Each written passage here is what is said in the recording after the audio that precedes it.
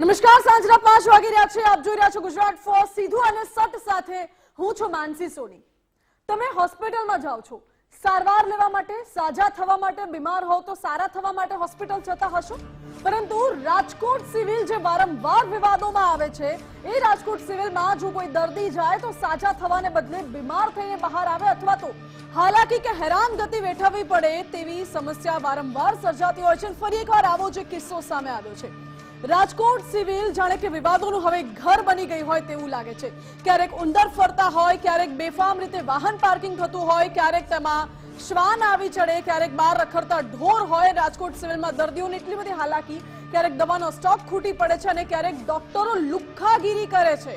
આવા આરોપ લાગી રહ્યા છે. અમે નથી કહી રહ્યા, આવા આરોપ લગાવ્યા છે એક સેલિબ્રિટી હકાભા ગઢવીએ. હાસ્ય કલાકાર છે જે લોકોના ચહેરા પર હાસ્ય લાવે છે, પરંતુ રાજકોટ સિવિલમાં જઈને તો તેમના અને તેમના પરિવારના ચહેરા પરથી જ હાસ્ય જતું રહ્યું હોય. ક્યાંક ને ક્યાંક તેવી ઘટના સર્જાય છે. હકાભા ગઢવીએ એક વિડીયો બનાવ્યો. એ વિડીયો સોશિયલ મીડિયામાં વાયરલ થઈ રહ્યો છે. જ્યારે તેમના બેનનું અકસ્માત થયું હતું અને બેનને લઈને રાજકોટ સિવિલ હોસ્પિટલમાં લઈ ગયા હતા, તો રાજકોટ સિવિલમાં ડોક્ટરો દ્વારા જે પ્રકારનું વર્તન કરવામાં આવ્યું, જાણે કે લુખ્ખાગીરી કરવામાં આવતી હોય તેવા આરોપ લગાવવામાં આવ્યા. આ સાથે દર્દીને 4 થી 5 કલાક સુધી બેસાડી રાખવામાં આવ્યા તેવા પણ આરોપ લગાવવામાં આવ્યા છે હકાભા ગઢવી દ્વારા.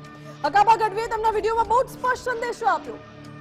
અગર કોઈ જાણીતા વ્યક્તિ સાથે કે અગર કોઈ સેલિબ્રિટી સાથે પણ આ પ્રકારનું વર્તન જો સિવિલ હોસ્પિટલના સત્તાધીશો કે ડોક્ટરો કરી શકતા હોય, તો એક સામાન્ય ગરીબ માણસની શું દશા થતી હશે. આ જ બાબતે જ્યારે ગુજરાત ફર્સ્ટે રિયાલિટી ચેક કર્યો, ગુજરાત ફર્સ્ટ રાજકોટ સિવિલમાં પહોંચી અને અન્ય જે દર્દીઓ તે લાઇનમાં બેઠા હતા, સારવારની રાહ જોતા હતા, તેમની સાથે અમે વાતચીત કરવાનો પ્રયત્ન કર્યો કે શું ખરેખર આવી સમસ્યા છે, ડોક્ટરો ભાવ નથી આપતા, ડોક્ટરો ધ્યાન નથી આપતા. તો હા, એ વાત ક્યાંક ને ક્યાંક મહદઅંશે હકીકત સાબિત થતી હોય તેવું લાગ્યું. કારણ કે કેટલાક દર્દીઓનું એવું કહેવું છે કે ડોક્ટરો વારંવાર એકવાર સીટી સ્કેન થઈ ગયું તો બીજી વાર પણ બોલાવ્યા, કહ્યું કે બાળકી હલી ગઈ હતી એટલા માટે બરાબર ફોટો નથી આવ્યા, એટલે બીજા દિવસે પાછા 2 કલાક બેસાડી રાખ્યા, પાછું સીટી સ્કેન કરાવ્યું. અને આવી રીતે અનેક દર્દીઓને વારંવાર બોલાવવામાં આવે છે, લાઇનમાં ઊભા રહેવું પડે છે, ડોક્ટરો દ્વારા કોઈ સરખો જવાબ આપવામાં નથી આવતો. આ તમામ આરોપોનું આખું લિસ્ટ છે જે રાજકોટ સિવિલ હોસ્પિટલ સામે સવાલ ઉભા કરે છે. શું આવી રીતે ગુજરાતની અને સૌરાષ્ટ્રની સૌથી જાણીતી, સૌથી મોટી હોસ્પિટલ જેને માનવામાં આવે છે, આસપાસના ગામના લોકો ત્યાં સારવાર લેવા માટે આવે છે, શું આવી રીતે રાજકોટ સિવિલ હોસ્પિટલનું તંત્ર કામ કરી રહ્યું છે? આ સવાલ ઉઠે છે અને આ સવાલ અત્યારે નહીં, વારંવાર અગાઉની ઘટનાઓને જોતા પણ ઉઠી જ રહ્યો હતો. સવાલ એ ઉઠે છે કે આરોગ્ય વિભાગ શું કરી રહ્યું છે? શું ગત જે ઘટનાઓ ઘટી હતી તે ઘટનાઓ પરથી કોઈ જ બોધપાઠ, કોઈ જ શીખ લેવામાં નથી આવી? કે પછી શું રાજકોટ સિવિલ તંત્ર એટલું બધું બિંદાસ બેફામ બની ગયું છે કે આરોગ્ય વિભાગની જે ગાઈડલાઇન્સ છે, આરોગ્ય વિભાગના જે નિયમો છે, તેમને પણ અવગણના કરી રહ્યું છે? આ તમામ સવાલો ઉઠી રહ્યા છે. રાજકોટ સિવિલ અત્યારે સવાલોના ઘેરામાં છે. આ બાબતે વાત કરવી છે. ધારાસભ્યએ આ બાબતે કહ્યું છે કે તપાસ કરીશું, સત્યતા જાણીશું અને કસૂરવાર સામે કાર્યવાહી કરીશું. જ્યારે સિવિલ હોસ્પિટલ તરફથી જવાબ આપવામાં આવ્યો છે કે આવું કશું બન્યું જ નથી, બધું જ બરાબર છે, સબ સલામત એના દાવાઓ કરવામાં આવી રહ્યા છે. હકાભા ગઢવી સાથે પણ વાત કરવી છે કે હકીકતમાં આખી ઘટના શું ઘટી હતી. આખા મુદ્દે વિસ્તારથી વાત કરીશું. સીધું અને સટમાં બીજો મુદ્દો છે. ધ્રાંગધ્રામાં મંત્રીના પુત્રના પ્લાન્ટનો ઉગ્ર વિરોધ થઈ રહ્યો છે, જે ખેડૂતો ઉગ્ર વિરોધ કરી રહ્યા છે.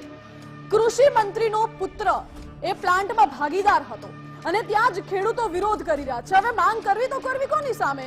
કારણ કે સામે જે પુત્ર છે એના પિતા તો કૃષિ મંત્રી છે, એટલે ખેડૂતો કૃષિ મંત્રીને રજૂઆત કરશે કે પછી ખેડૂતોએ આ બાબતે પ્રવાસન મંત્રી મુળુભાઈ બેરાણે પણ રજૂઆત કરી ચૂક્યા છે અને ગત ઓક્ટોબર મહિનામાં આ બાબતે લોક અદાલત યોજાઈ હતી, તેમાં ખેડૂતોએ રજૂઆત કરી હતી. આજ દિન સુધી કોઈ નિરાકરણ આવ્યું નથી. હવે વિરોધ શાનો છે એ પણ સમજી લઈએ. બાયોમેડિકલ વેસ્ટ પ્લાન્ટનું જે નિર્માણ કાર્ય ચાલી રહ્યું છે, તેની મંજૂરીની પ્રક્રિયા ચાલી રહી છે, તેનો વિરોધ ખેડૂતો કરી રહ્યા છે. કારણ કે પર્યાવરણને નુકસાન થશે, સાથે ફળદ્રુપ જમીન છે, એ ફળદ્રુપ જમીનમાં જો બાયોમેડિકલ વેસ્ટનો પ્લાન્ટ લાગશે તો તમામ જે પાણી છે, જે જમીન છે, એ બધું જ બગડી જશે, ખેતી નહીં થઈ શકે, પાણી બગડશે, પશુપાલનને નુકસાન થશે. આ તમામ મુદ્દાઓ ખેડૂતોના છે. શું સમસ્યા છે? ધારાસભ્ય અને સાંસદો આ બાબતે શું કહી રહ્યા છે તે મુદ્દે પણ વિસ્તારથી વાત કરવી છે. જાણીશું આ બંને મુદ્દા પર. સૌથી પહેલા શરૂઆત કરવી છે રાજકોટ સિવિલની લાલિયાવાડી, જે વારંવાર સામે આવે છે. સૌરાષ્ટ્રની સૌથી જાણીતી હોસ્પિટલ, સિવિલ હોસ્પિટલ, જ્યાં લુખ્ખાગીરીનો ગંભીર આરોપ લાગી રહ્યો છે. હાસ્ય કલાકાર હકાભા ગઢવીએ વ્યથા વ્યક્ત કરી અને દર્દીઓ સાથે લુખ્ખાગીરી જેવું વર્તન થાય છે તેવો આરોપ લગાવ્યો છે.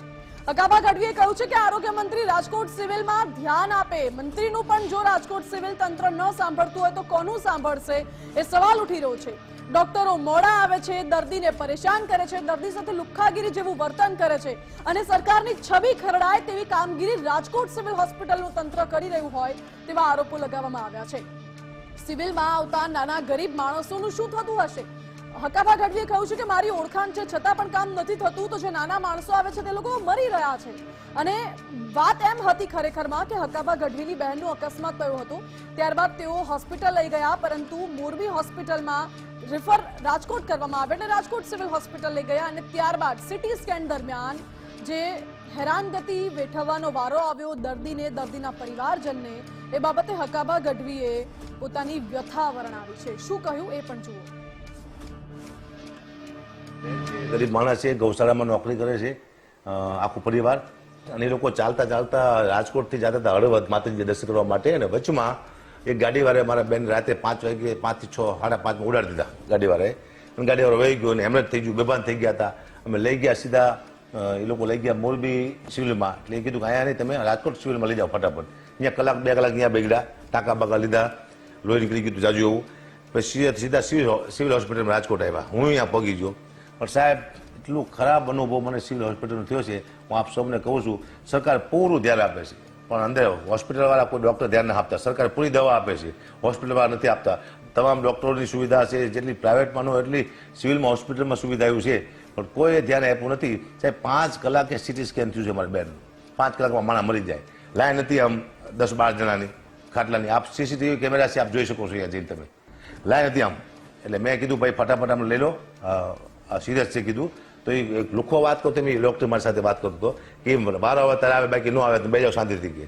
કીધું ભાઈ હું હકાભા ગઢવી છું, કલાકાર છું, તું મારે આવું વર્તન ભાઈ તમે ડૉક્ટર સાહેબ આવું કરો છો તો નાના માણસ શું થતું છે અહીંયા? હું એ વિચાર કરું છું, નાના માણસ તમે શું જવાબ આપતા છો અહીંયા? અને સાહેબ મેં એમ કીધું, હું એમ કીધું તમે મારો વારો પહેલાં લઈ લો એમ, પણ આમાં સિરિયસ કોણ છે તમે જરા જો, એને તમે પહેલાં લો। કોઈ નહીં, 5 કલાકે સિટી સ્કેન થયું, 3 કલાકે તો ડૉક્ટર આવે છે, ડૉક્ટર મગજનો ડૉક્ટર હોય ને એ 3 કલાકે આવે છે। એટલે સરકારને કહું છું, હું અહીંથી આરોગ્ય મંત્રીને પણ કહું છું કે આપ ચોક્કસ ધ્યાન આપજો સિવિલ હોસ્પિટલમાં રાજકોટની, જેની માટે ગરીબ માણસો નભે છે। એવું હોય તો તમે તમારો કોઈ માણસ મોકલો, ગરીબ નાનો કોઈ વ્યક્તિ, ત્યાં કેવી સર્વિસ મળે તમને ખબર પડે। ત્યાં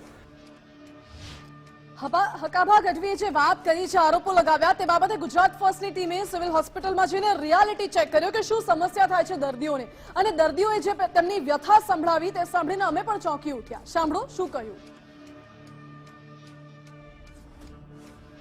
કાલેથી બેબી પહેલા માળમાં આવ્યા હતા 12 વાગ્યાના, સાંજે 5 વાગે ગયા, બેબી હલી ગઈ હતી। અત્યારે 11 વાગ્યા 10 વાગ્યાનું કીધું કે ફોટો લઈ જાય, હવે કહે છે કે છોકરી હલી ગઈ। પહેલા અમારી વહુ ગઈ કે પૈસા ભરવાના, મને ફાર બીજી વાર કરાવવા, હા બીજી વાર ફોટો ભરાવવા, બીજી ટાંગ કરાવી, કાલે એક ટાંગ કરાયો તો કે બેબી હલી ગઈ।